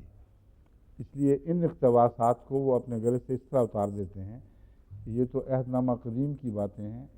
حضرت عیسیٰ علیہ السلام تو منجی ہیں، انہوں نے ان سب مصیبتوں سے ہمیں نجات بخشی. اگر نجات بخشی، واقعتاً بخشی، تو کیا سانپ نے انسانوں کو کاٹنا چھوڑ دیا؟ کیا عورت نے درد ذیل سے بچے جننے بند کر دیے؟ اور کیا اب عورت مرد پر حکومت کرتی ہے؟ اتنی بات میں مان لیتا ہوں آخری، اس سے زیادہ نہیں مانی جاتی. اب تعلیم سن لیں عورت کے متعلق، تعلیم بائبل کی. بیٹوں کی موجودگی میں بیٹیاں محروم الارث ہیں. اگر بیٹے ہوں تو بیٹیوں کو کوئی ورثہ نہیں ملے گا. یہ عالی شان تعلیم ہے عورت کے مطابق بائبل کی، جس پر وہ ویری سب بغلے بجا رہے ہیں. بیوی کا وراثت میں کوئی حصہ نہیں، کوئی چھٹی ہو گئی. ماں کا وراثت میں کوئی حصہ نہیں. ابھی اسی صورت میں آپ نے جو وراثت کی تعلیم دیکھی ہے، دیکھیے کتنی خوبصورت اور دلکش. ہر ایک کا ایک حصہ مقرر، بلکہ اقربا جو خونی رشتہ دار نہیں بھی ہیں بیوی کے علاوہ بھی، ان کے بھی حصے مقرر فرما دیے ہیں. تو یہ بائبل کی عورت کے مقام کے متعلق تعلیم یاد رکھیں. بیٹیوں کو ورثہ نہیں ملے گا، بیوی کو ورثہ نہیں ملے گا، ماں کو ورثہ نہیں ملے گا. اب قرآن کریم نے جو عورت کے خاص دنوں کی تعلیم متعلق تعلیم دی ہے، اس کو آپ لوگ جانتے ہیں، روزمرہ میں ہر مسلمان کو اس سے واسطہ پڑتا ہے. قرآن کریم نے قل ہو اذن فرمایا ہے کہ حیض کوئی ناپاکی نہیں ہے، یہ اذى ہے. اور حضرت صلی اللہ علیہ وآلہ وسلم کی سنت سے پتہ چلتا ہے کہ عورتوں سے اس صورت میں خلا ملا جسمانی طور پر ہرگز کسی گناہ پر منتج نہیں ہوتی، کوئی گناہ نہیں، اور کسی ادنا سے پہلو سے بھی مرد کو ناپاک نہیں کرتا، کیونکہ یہ ناپاکی نہیں ہے. اب بائبل کی تعلیم احبار لیویٹیکس جس کو کہتے ہیں، باب 15 آیات 19 سے 24 میں یہ ہے: اگر کسی عورت کو ایسا جریان ہو کہ اسے حیض کا خون آئے تو وہ 7 دن تک ناپاک رہے گی، اور جو کوئی اسے چھوئے وہ شام تک ناپاک رہے گا. جس طرح یہ کوڑیوں کے متعلق ہوتا تھا نا، گھنٹی بجے لگی بیٹھتے تھے، اس کو عورت کو حیض آ جائے تو گھر میں ایک کوڑی آ گیا. اور آگے اس کی تعلیم دیکھیں کتنی خطرناک ہے. مرد اگر چھو گیا تو شام تک ناپاک رہے گا، اور جس چیز پر وہ اپنی ناپاکی کی حالت میں سوئے وہ چیز ناپاک ہوگی، اور جس چیز پر بیٹھے وہ بھی ناپاک ہو جائے گی. چھوت چھات میں بھی کہیں اتنی خوفناک تعلیم آپ کو نہیں ملے گی جتنا ایک روزمرہ کی عام زندگی میں جو خدا تعالیٰ نے عورت کو ایک فرض منصبی ادا کرنے کی خاطر عطا فرمائی ہے۔ عورت کا فرض منصب یہ ہے کہ وہ بچے جنے، اور بچے جنے کی مشینری کا اس حیض کے نظام سے تعلق ہے۔ تو پھر کہتے ہیں یعنی بابار میں ہے، اور جو کوئی اس کے بستر کو چھوئے وہ اپنے کپڑے دھوئے اور پانی سے غسل کرے اور شام تک ناپاک رہے۔ اس کے باوجود بستر جس پہ عورت لیٹی ہوئی ہے وہ ہاتھ سے لگ گیا اس کا، تو کیا یہ کام کرنے پڑیں گے سارے۔ اور جو کوئی اس چیز کو جس پر وہ بیٹھی ہو چھوئے وہ اپنے کپڑے دھوئے اور پانی سے نہائے اور شام تک ناپاک رہے، اور اگر اس کا خون اس کے بستر پر یا کسی چیز پر وہ بیٹھی ہو اس پر لگا ہوا ہو اور اس وقت کوئی اس چیز کو چھوئے تو وہ شام تک ناپاک رہے۔ ہر ایک بستر جس پر وہ سوئے گا ناپاک ہوگا۔ اگر کوئی ایسا مرد یہ کام کرے جس بستر پہ بھی وہ سوئے گا وہ ناپاک ہو جائے گا۔ پولوس رسول کا پہلا خط کورنتھینز باب 14 آیات 34-35 میں یہ ہے، کلیسیا کے متعلق عورتوں کے حقوق کیا ہیں۔ عورتیں کلیسیا کے مجمع میں خاموش رہیں، کیونکہ انہیں بولنے کا حکم نہیں بلکہ تابع رہیں جیسا تورات میں بھی لکھا ہے۔ تو یہ جو کہتے ہیں تورات کی یہ تعلیم منسوخ ہے، یہ غلط کہہ رہے ہیں۔ کرنتھیون میں پولوس رسول جس نے دراصل بائبل عہد نامہ قدیم کی منسوخی کے اعلان کیے ہیں، وہ حوالہ دے رہا ہے اس بائبل کا، کہتا ہے وہاں بھی تھا یہاں بھی یہی ہے۔ اگر کچھ سیکھنا چاہیں تو گھر میں اپنے اپنے شوہر سے پوچھیں، کیونکہ عورت کا کلیسیا کے مجمع میں بولنا شرم کی بات ہے۔ حزقیل باب 9 آیات 5-6، اور اس نے میرے سنتے ہوئے دوسروں سے فرمایا، اس کے پیچھے پیچھے شہر میں سے گزرو اور مارو، تمہاری آنکھیں رعایت نہ کریں اور تم رحم نہ کرو، تم بوڑھوں اور جوانوں اور لڑکیوں اور ننھے بچوں اور عورتوں کو بالکل مار ڈالو۔ یعنی جنگ کے دوران جب تم فاتح کے طور پر داخل ہوتے ہو کسی ملک شہر میں، تو اسلامی تعلیم کے مقابل پر یہ وہ تعلیم ہے جس کے بعض مظہر ہم نے ابھی پچھلے چند سالوں میں فلسطین میں دیکھے بھی ہیں۔ اس میں ان کی جو دینی تعلیم ہے وہ دراصل کار فرما ہے اس میں، اس کے اثر سے یہ فلسطینی مسلمانوں کے کیمپوں میں چھوٹے بڑے عورتیں بچے بے انتہا ظالمانہ طور پر ذبح کیے گئے ہیں یا بیونٹس کی بھینٹ چڑھائے گئے ہیں۔ وہ کہتے ہیں میرے سنتے میں اس نے خدا تعالیٰ نے یہ فرمایا، دوسروں سے فرمایا، اس کے پیچھے پیچھے خدا تعالیٰ کا حکم یہ ایک نبی دوسرے کو بیان کرتا ہے، اس کے پیچھے پیچھے شہر میں سے گزرو اور مارو، تمہاری آنکھیں رعایت نہ کریں اور تم رحم نہ کرو، تم بوڑھوں اور جوانوں اور لڑکیوں اور ننھے بچوں اور عورتوں کو بالکل مار ڈالو۔ یعنی اگر کوئی سانس رہ گیا باقی تو دیکھو، مارو خوب اچھی طرح۔ جو تصویریں میں نے دیکھی ہیں فلسطین والے واقعہ کی، اس میں بین ہی اس پر عمل ہو رہا تھا۔ کسی کے متعلق کہ ذرا بھی شبہ ہوا کہ اس میں کوئی سانس کی نمک ہے تو دوبارہ آ کر اس کو بیونٹ سے مارا گیا یا کچلا گیا یا دوبارہ گولیوں کی بوچھاڑ کی گئی۔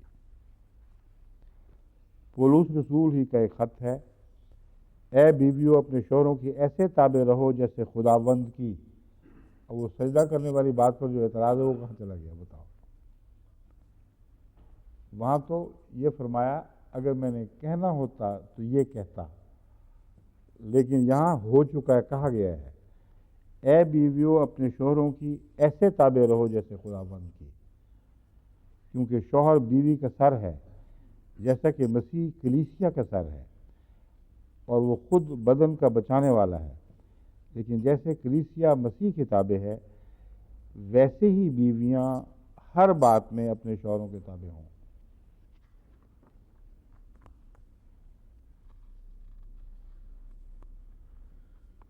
پولوس رسول کے اور بھی حوالے ہیں، میں ابھی تعلیمات چونکہ اور زیادہ ہیں میں پھر آگے جاتا ہوں۔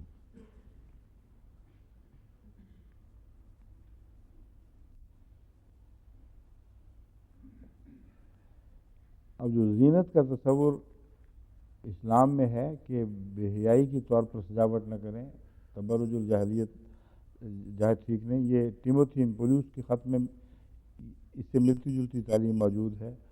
ٹیموتھی میں باب 2 آیات 9 تا 12 ہے یہ۔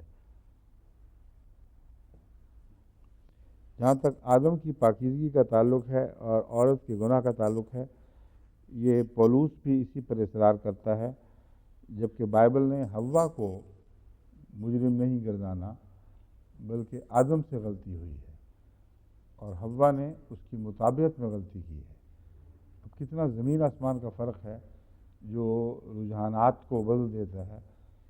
ان کی ساری انسان کی پیدائش کی کہانی حوا کے جرائم سے شروع ہوتی ہے، اور اللہ تعالیٰ قرآن کریم میں فرماتا ہے کہ آدم نے غلطی کی، آدم ہی کو ہم نے اول طور پر حکم دیا تھا، حوا اس میں شامل ہوئی اور اس لیے سزا کے لائق ٹھہری، مگر اصل جو جرم ہے وہ آدم سے سزا ہوا ہے۔ تو سارا رجحانی تعلیم کا بالکل بدل جاتا ہے۔ پولس کہتا ہے آدم نے فریب نہیں کھایا بلکہ عورت نے فریب کھایا اور گناہ میں پڑ گئی، لیکن اولاد ہونے سے نجات پائے گی۔ یہ اپنی طرف سے نیا حکم بنا دیے جو کہیں اور مسیح وغیرہ کے حوالوں میں کہیں نہیں ملتا، کہ اولاد ہونے سے نجات پائے گی۔ کس چیز سے نجات پائے گی؟ سزا تو جاری ہے، اگلے بچے کی دفعہ پھر وہی مصیبت، پھر اگلے بچے کی دفعہ وہی مصیبت۔ تو یہ خیالی بات ہے، اولاد ہونے سے نجات پائے گی، جو نجات ہمیں کہیں دکھائی نہیں دیتی۔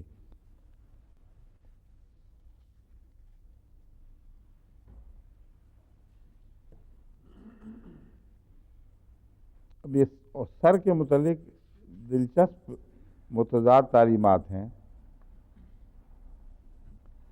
کہتے ہیں مرد اگر سر ڈھانکے تو گناہ ہے۔ یہ جو بنیادی فرق ہے نا ہمارے ہاں اور عیسائیت مغربی معاشرے میں، وہ یہ ہے کہ ہم سمجھتے ہیں کہ اگر ہم سر ڈھانپے بغیر جائیں، ننگے سر جائیں تو گستاخی ہے، اس لیے سر ڈھانپ کر جانا چاہیے، کیونکہ اللہ تعالیٰ کا دربار سب سے اونچا دربار ہے، اس لیے مسجد میں نماز کے وقت سر ڈھانپ کر پیش ہونا چاہیے۔ یہ جو یہاں معاشرہ ہے یہ بھی دراصل ایک مذہبی تعلیم ہی کی وجہ سے ہے، وہاں اس مضمون کو برعکس صورت میں پیش کیا گیا، اور پولوس ہے اس کا موجب۔ وہ کہتا ہے کہ مرد کے لیے سر ڈھانکنا بے عزتی ہے، یہ گستاخی ہے، کیونکہ مرد کا سر مسیح ہے، اور گویا وہ اس کا اپنا سر کوئی حیثیت نہیں رکھتا، اگر وہ سر ڈھانپے گا تو مسیح سے گویا بڑا بن کے خود سر بن جائے گا۔ اس قسم کی کوئی دلیل ہے جو اتنی اوٹ پٹانگ ہے کہ اس کا سمجھنا بڑا مشکل ہے۔ الفاظ میں آپ کو سنا دیتا ہوں، وہ یہ ہیں: تم میری مانند بنو جیسا میں مسیح کی مانند بنتا ہوں۔ میں تمہاری تعریف کرتا ہوں کہ تم ہر بات میں مجھے یاد رکھتے ہو، اور جس طرح میں نے تمہیں روایتیں پہنچا دیں تم اس طرح ان کو برقرار رکھتے ہو۔ بس میں تمہیں آگاہ کرنا چاہتا ہوں کہ ہر مرد کا سر مسیح اور عورت کا سر مرد اور مسیح کا سر خدا ہے۔ یہ ہے جو چکر چلا ہوا ہے، جو ہر مرد کا سر مسیح اور عورت کا سر مرد اور مسیح کا سر خدا ہے۔ جو مرد سر ڈھکے ہوئے دعا یا نبوت کرتا ہے وہ اپنے سر کو بے حرمت کرتا ہے، دیکھ لیا، اور جو عورت بے سر ڈھکے دعا یا نبوت کرتی ہے وہ اپنے سر کو بے حرمت کرتی ہے، کیونکہ وہ سر مڈی کے برابر ہے۔ اور اگر عورت اوڑھنی نہ اوڑھے تو بال بھی کٹائے، یعنی سر کا ڈھانپنا عورت کے لیے اتنا ضروری ہے کہ اگر وہ سر نہ ڈھانپنا چاہے تو پھر ٹنٹ کروا لے۔ بال کٹوائے سے مراد یہ ہے کہ صفایا کرے، اس طرح پھروا لے سر کے اوپر۔ غالباً ننس کے اسی وجہ سے انہوں نے اس طرح پھیرے ہیں۔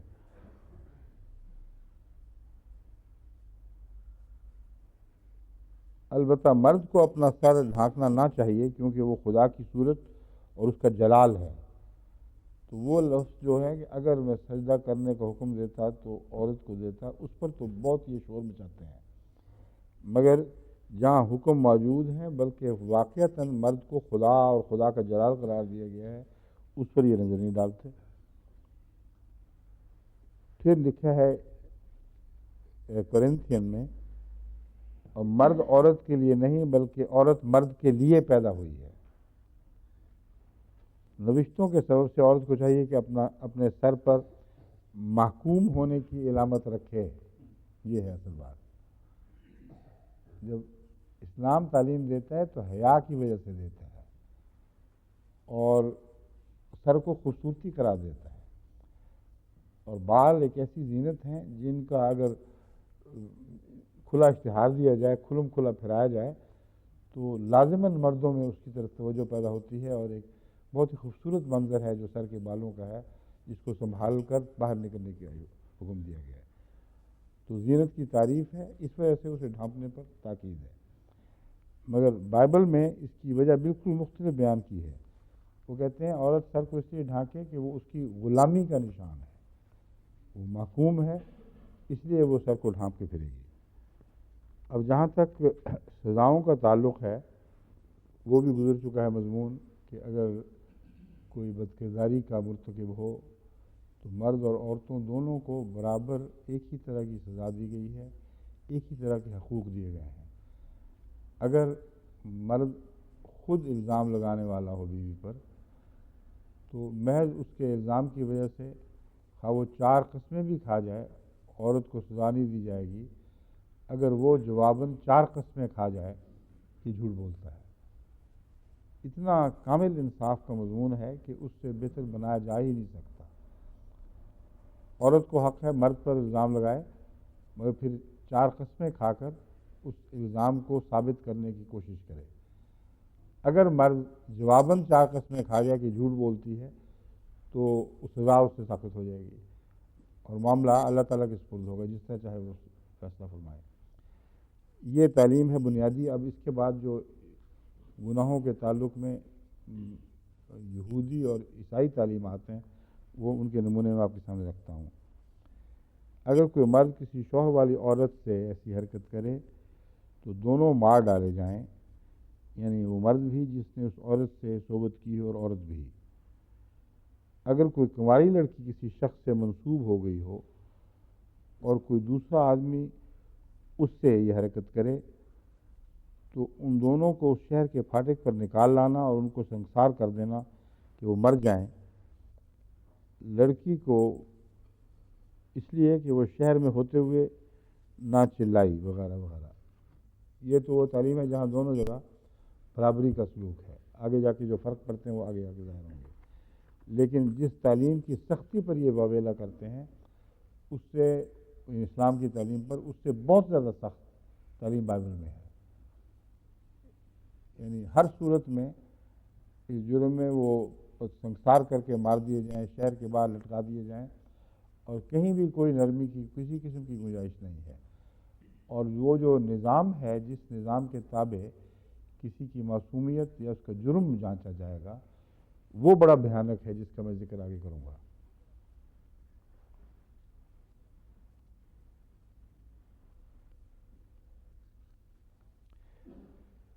یہودا کے متعلق لکھا ہے کہ 3 مہینے کے بعد یہودا کو یہ خبر ملی کہ تیری بہو تمر نے یہ ناپاک حرکت کی ہے اور اسے چھنالے کا حمل بھی ہے۔ تو یہودا نے کہا اسے باہر نکال لاؤ کہ وہ جلائی جائے، یعنی اسے زندہ جلا دیا جائے۔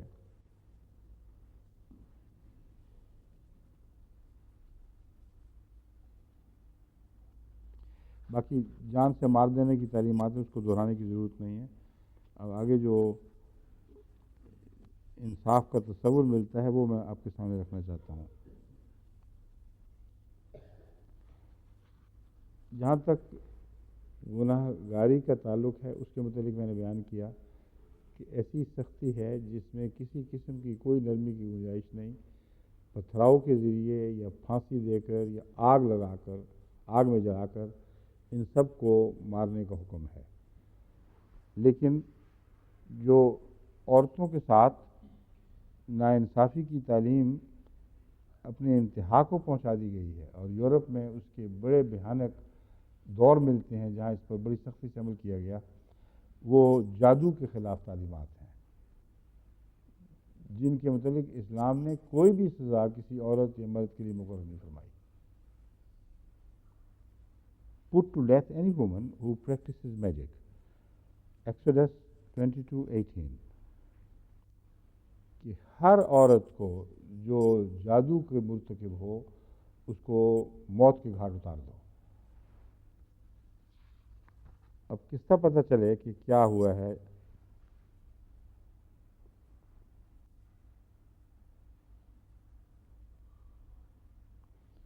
اب ایک نہایت ہی بےہودہ سا حوالہ ہے جس کے الفاظ بےہودہ ان معنوں میں کہ الفاظ ایسے ہیں جو ان مجالس میں بیان نہیں کیے جا سکتے، مگر قصہ یہ ہے کہ اگر ایک مرد کی دوسرے مرد سے لڑائی ہو رہی ہو، ایک بیوی ایک مرد کی آ جائے اور وہ دوسرے مرد کے اوپر ہاتھ ڈال بیٹھے اپنی بیوی کو بچانے کے لیے، اور اسے کوئی جنسی نقصان پہنچے، تو قطع نظر اس کے کہ اس کا قصور کیا تھا، وہ عورت ظالم تھی یا جائز طریق پر اپنے خاوند کو ہلاکت سے بچانے کے لیے مدد کر رہی تھی، قانون یہ ہے اس کا ہاتھ لازماً کاٹ ڈالا جائے گا اور اس پر ترس نہ کرنا۔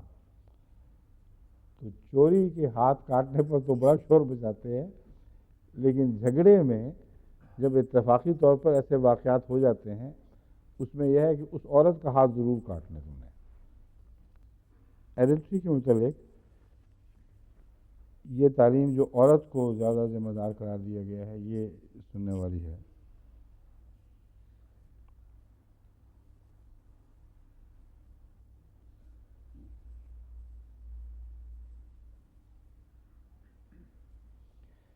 Such is the law for cases of jealousy where a woman owing obedience to her husband goes astray۔ اگر عورت کے متعلق یہ خیال ہو کہ وہ بے راہ رو ہو گئی ہے، اور where a fit of jealousy comes over a man which causes him to suspect his wife، ایسی صورتوں میں no guilt will attach to the husband but the woman shall bear the penalty of her guilt۔ یعنی جہاں کوئی ثبوت نہیں، کوئی قضائی معاملہ بنایا نہیں گیا، کسی عدالت کے سامنے پیش نہیں ہوا، گھر میں خاوند اس وہم میں کہ عورت بدکار ہے، بغیر کسی علم کے، بغیر کسی شہادت کے کوئی زیادتی، کوئی ظالمانہ حرکت کر بیٹھے، تو اس کی ذمہ دار عورت ہوگی، مرد پر کسی قسم کی کوئی ذمہ داری نہیں آئے گی، جو چاہے کر بیٹھے۔ اس کو بائبل کی تعلیم حفاظت دے رہی ہے اور کامل اختیار دیتی ہے کہ اپنی عورت کو عدالتی کارروائی کے بغیر ہی گھر میں چاہو تو مار دو، ہلاک کر دو، جو چاہو سلوک کرو، کیونکہ تمہیں سسپیشن کا حق ہے اور عورت کو نہیں ہے۔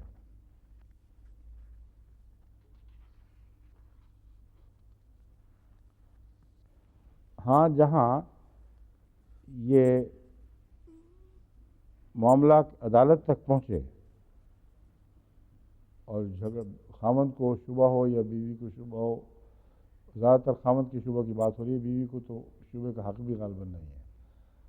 خاوند کو اگر شبہ ہو اور عدالت تک بات پہنچے تو عدالت کیسے فیصلے کرے گی، یہ طریقہ کار بڑا دلچسپ ہے۔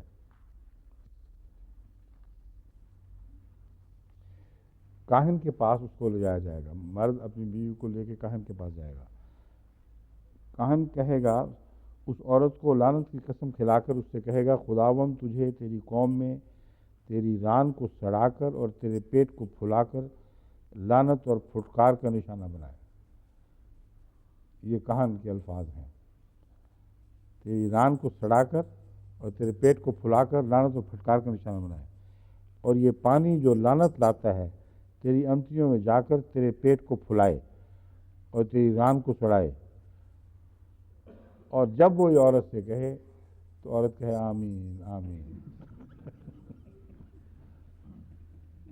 یہ بائبل کی تعلیم ہے، آمین آمین، اس کے سوا بیچاری کو کچھ کہنے کی اجازت نہیں ہے۔ پھر کاہن ان لعنتوں کو کسی کتاب میں لکھ کر ان کو اسی کڑوے پانی میں دھو ڈالے اور وہ کڑوا پانی جو لعنت کو لاتا ہے اس عورت کو پلائے اور وہ پانی جو لعنت کو لاتا ہے اس عورت کے پیٹ میں جا کر کڑوا ہو جائے گا، اور کاہن اس عورت کے ہاتھ سے غیرت کی نظر کی قربانی کو لے کر خداوند کے حضور اس کو ہلائے اور اسے مذبح کے پاس لائے۔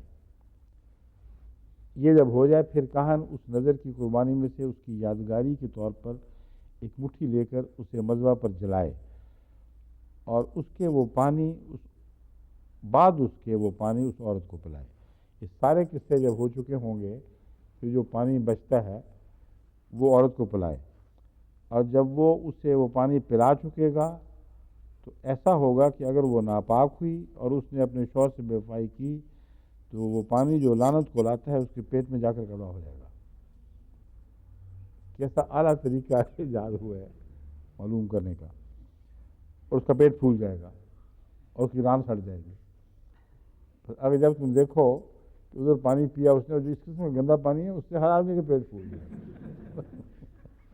عورت کو آپ کو بنایا ہوا ہے، یا معمولی سی پانی میں کنٹیمنیشن ہو جائے تو لوگوں کے پیٹ پھول جاتے ہیں، اس کا پیٹ پھول جائے۔ ران سڑنے کا نہیں ہم نے کہیں دیکھا، پیٹ پھولتے ہوئے دیکھے ہیں، اور وہ عورت اپنی قوم میں لعنت کا نشانہ بنے گی پھر۔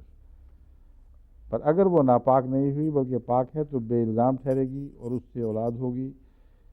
غیرت کے بارے میں یہی شرح ہے، خواہ عورت اپنے شوہر کی ہوتی ہوئی گمراہ ہو کر ناپاک ہو جائے یا مرد پر غیرت سوار ہو وہ اپنی بیوی سے غیرت کھانے لگے، ایسے حال میں اس عورت کو خداوند کی آگے کھڑی کرے اور کاہن اس پر یہ ساری شریعت عمل میں لائے، تب مرد گناہ سے بری ٹھہرے گا اور اس عورت کا گناہ اسی کے سر لگے گا۔ ان کے کامنٹیٹر جو ہیں وہ بائبل کی تعلیم کو کس صورت میں دیکھتے ہیں، وہ ایک حوالہ یہاں سے غائب ہو گیا، بڑا دلچسپ تھا، وہ بھی مٹی بھی کھلانی تھی عورت کو، ابھی ہوش ہے؟ اس میں یہ پانی کے علاوہ وہ جو کاہن جس چرچ میں کھڑا ہے وہ کہتا ہے اس کے نیچے سے مٹی بھی صاف کر کے تو مٹھی بھر کے تو عورت کے منہ میں ڈال دے اور وہ بھی کھائے، ساتھ پانی پیے مٹی کھائے، اور پھر اگر پیٹ پھول گیا تو مار دو اس کو۔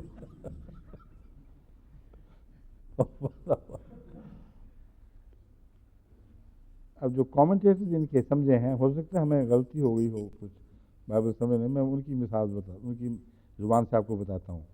جیروم ببلیکل کامنٹری بڑی مشہور اور مستند بائبل کی تفسیر ہے۔ The present condition of women as wife and mother is seen as a punishment of the first sin. وہ کہتے ہیں آج کل جو عورتوں کی حالت ہے مرد، ماں اور بیوی کے طور پر، یہ پہلا جو سن عورت نے کیا تھا یہ اسی کی سزا چل رہی ہے دراصل۔ The punishment is threefold. Women bear children in pain. Her desire of her husband, despite its consequences, is controlled with difficulty. Man dominates women in the domestic and social order. یہ تین سزائیں ہیں بائبل کی جو عیسائیت میں جاری رہی ہیں، اور عیسائیت کے بائبل کے کامنٹیٹر، عیسائی کامنٹیٹر کہتے ہیں کہ یہی ہے عیسائی مذہب جو بائبل میں بیان ہوا اور اس طرح آج کل اس پر عمل ہو رہا ہے۔ پھر جیروم ببلیکل کامنٹری میں ہے، Here as elsewhere in the Old Testament, women were considered more as possessions than as persons.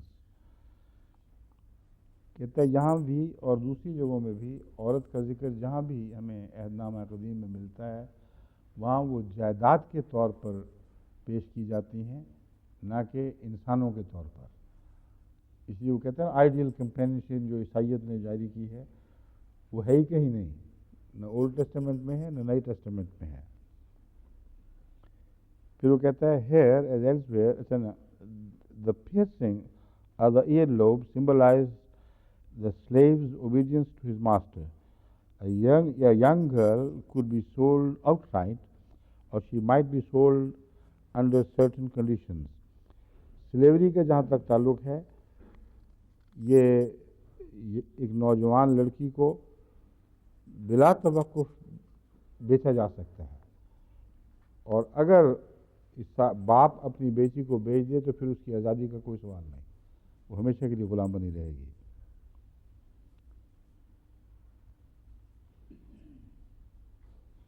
جنگی قیدیوں کے متعلق جہاں تک عورتوں کے پوزیشن کا تعلق ہے، وہ بائبل بھی اسی طرح تسلیم کرتی ہے۔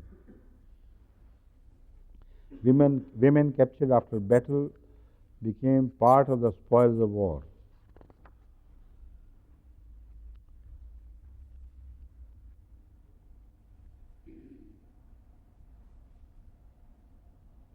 ٹریٹمنٹ آف ویمن کے سلسلے میں اسی جیروم کی کامنٹری میں عورت کے متعلق لکھا ہے کہ ویمن مسٹ بی ویلڈ، اس لیے پردے پر جو ان کا اعتراض ہے وہ بھی کیا، بڑا اصرار ہے اس بات پر کہ عورتوں کو لازماً پردہ کرنا ہوگا۔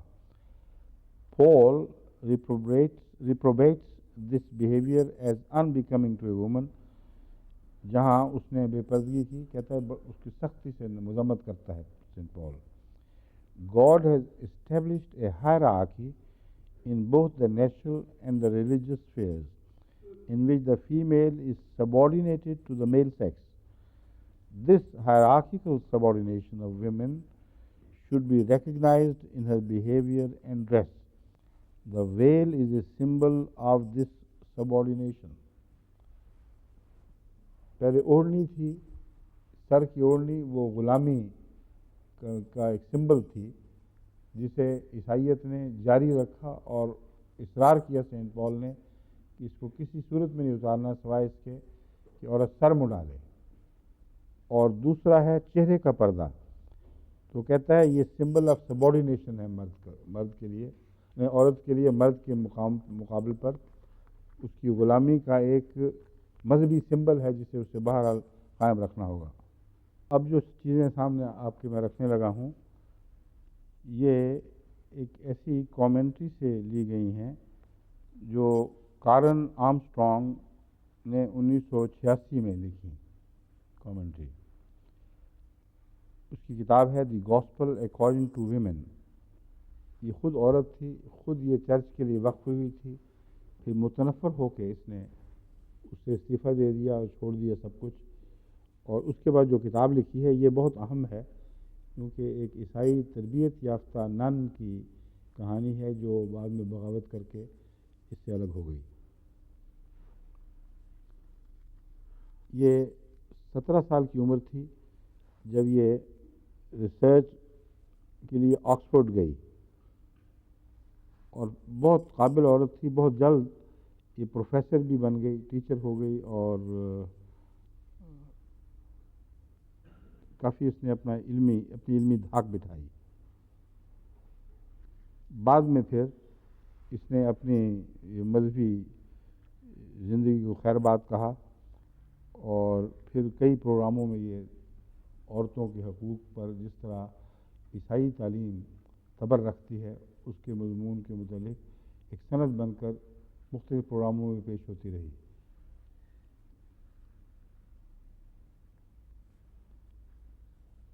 یہ چونکہ زندہ ہے غالباً ابھی، یہ ٹیلی ویژن وغیرہ پروگراموں میں آتی رہتی ہوگی، میں نے تو نہیں کبھی وہ دیکھے، لیکن اگر آپ دیکھیں تو یاد رکھنا اس کا نام ہے کارن Armstrong.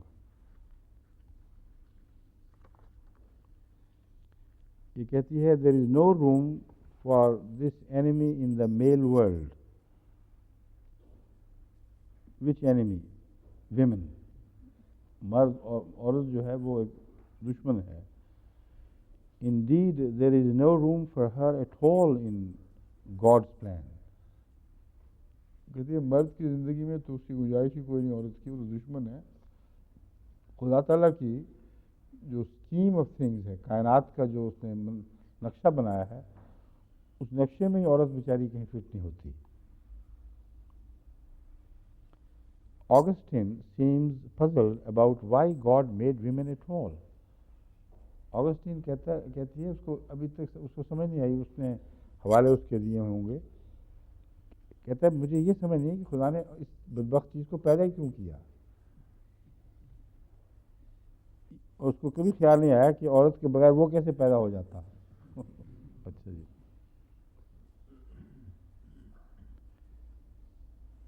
It is not possible that she was a friend and helpmate to man. کہتے تصور ہی نہیں ملتا مذہب میں کہیں عیسائیت میں یا یہودیت میں کہ وہ کمپینین ہو اور ہیلپ میٹ ہو. یہ تصور جو اس نے زبردستی اپنا لیا ہے ویری نے، اسی کے حوالے سے میں آپ کے سامنے یہ رکھ رہا ہوں باتیں. ایک جھوٹا فرضی تصور بنا کر عیسائیت کی طرف منسوب کر دیا اور اس کا کوئی وجود ہی نہیں ملتا. خود عیسائی بڑی عالم عورتیں، خواتین، تجربہ کار خواتین کہتی ہیں اس قسم کا کوئی بھی تصور بائبل میں یا نئے عہد نامہ میں عیسائی تعلیمات میں نہیں ملتا کہ عورت فرینڈ ہو یا ہیلپ میٹ ہو. After all it was good company and conversation that Adam needed. It would have been much better arranged to have two men together as friends, not a man and a woman. کہتا ہے آدم کی جو کہانی بنی ہے وہیں سے ساری گڑبڑ ہوئی ہے. جس قسم کی بیہودہ باتیں حوا کی طرف منسوب کی گئی ہیں، کہتا ہے بہتر تھا کہ خدا تعالیٰ دو مردوں سے بات شروع کرتا اور آدم کا ساتھی کو مرد بنا دیتا. عورت کو جو ساری عمر کے لیے لانتیں ڈالی گئی اور مصیبت میں مبتلا کیا گیا، یہ ظلم کیا ہے اللہ تعالیٰ نے ان کے نزدیک. یعنی بائبل کا ایک تمسخر کے رنگ میں ذکر کر رہی ہیں، اس لیے کہتی ہیں.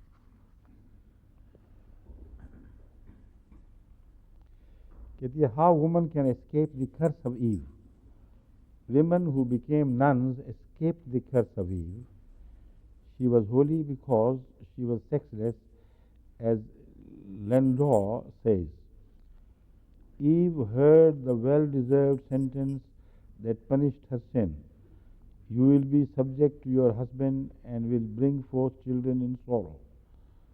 But you, wise virgin, have freed your neck of such a yoke. You will not be bowed down to the ground by the imprisoning fate of marriage, but with your head held high, you look up to heaven. By her old act of punishment, Eve fell from heaven, but you are allowed to climb heavenwards, albeit in fear and trembling. یہ ریگولا ایپسیکوپ ہے، یہ Italian ہے، لیٹن ہے. Preface وہ کہتی ہے ایک ہی حل ہے عورت کے لیے جو بائبل نے تجویز کیا ہے کہ وہ شادی نہ کرے، اور جو حل اس نے سینٹ پال نے تجویز کیا تھا وہ یہ تھا کہ بچہ پیدا کرے گی تو اسلام سے نجات مل جائے گی. اب کس کی بات مانیں، آج کل کے کرسچن تصورات کی جو بائبل کی طرف منسوب ہوئے ہیں یا سینٹ پال کے تصور کی؟ مگر بہرحال یہ موجودہ دور میں جو عیسائیت کا تصور کیتھولسزم میں پایا جاتا ہے اس کی یہ تشریح کر رہی ہے کہ وہ کہتے ہیں کہ عورت کو عیسائیت نے نجات بخش دی یہ کہہ کر کہ بہتر ہے کہ تم شادی نہ کرو، نہ شادی کرو، نہ غلامی کی زندگی اختیار کرنا پڑے، نہ درد سے بچے جنو.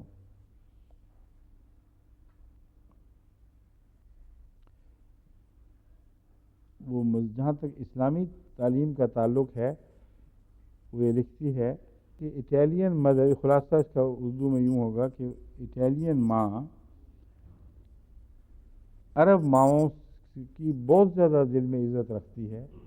جو عرب ماؤں کا کردار ہمیں نظر آتا ہے اس کے مقابل پر کرسچن ہم جولیوں کے مقابل پر یا یورپ کی عیسائی عورتوں کے مقابل پر.